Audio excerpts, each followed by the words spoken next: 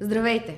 Аз съм Весела и днес ще ви разкажа за сутиените. Защо са толкова много видове, защо са толкова скъпи, задължително ли е да се носят или са просто аксесуар.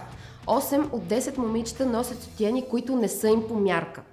А освен красива част от облеклото, сутиенът е важен за здравето и фигурата на момичетата, затова е добре да знаете как да изберете правилният размер и модел. Откъде да започнеш? Основното правило е, че трябва да ти е удобен, т.е. да забравиш, че си с него, да ти е по мярка. Дори някой модел да ти се стори изключително красив и да ти се струва, че под новата рокля ще стои страхотно, ако не ти е удобен, забрави за него. Чай са.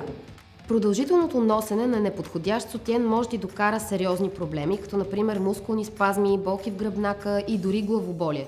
Гърдите ще са важна част от външния ти вид през целия ти живот, затова е добре да започнеш да се грижиш за тях още от самото начало.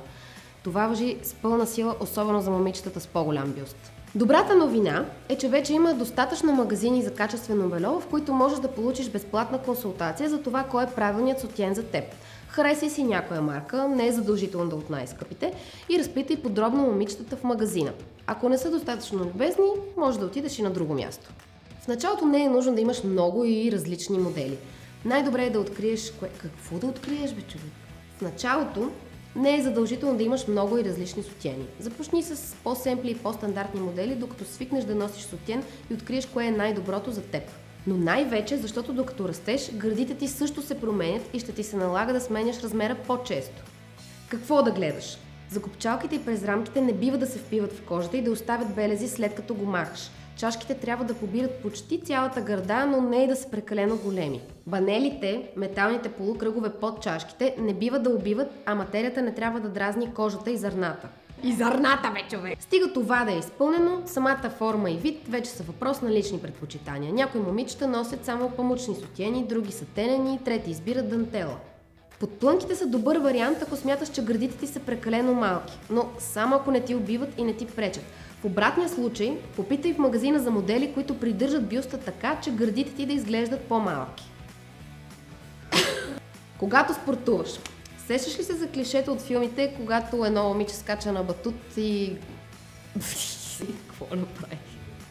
И група момчета го гледа като хипнотизирани, защото гърдите му подскачат нагоре-надолу на забавен каданс. Остави това нещо за филмите. В истинския живот е важно, когато спортуваш, гърдите ти да имат добра опора и почти да не се движат.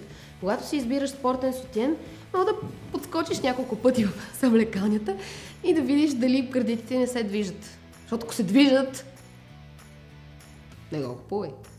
На много места ще прочетеш, че с хранителни добавки, диета или упражнения можеш да промениш размера на гърдите си. Не можеш, точно както и момчетата не могат да направят нищо с размера на пениса си.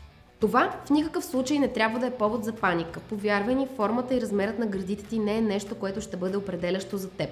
Важното е да се грижиш за тях с добре подбрани сутиени, а след определена възраст да ходиш на преглед при мамолог, за да се увериш, че са здрави. А момчетата, те харесват всякакви гърди. И накрая хигиената. Ма как накрая хигиената? Хигиената. Размяната на дрехи между момичета е нещо съвсем нормално. Ние нямаме проблеми с магазините втора употреба, даже напротив насърчаваме го. Но обувките и бельото правят изключение. Вземай назаем рокли, дънки, яките от приятелки, давай неща от своя гардероб, но никога бельото. То е твое и трябва да остане такова. И най-важното, трябва да бъде чисто.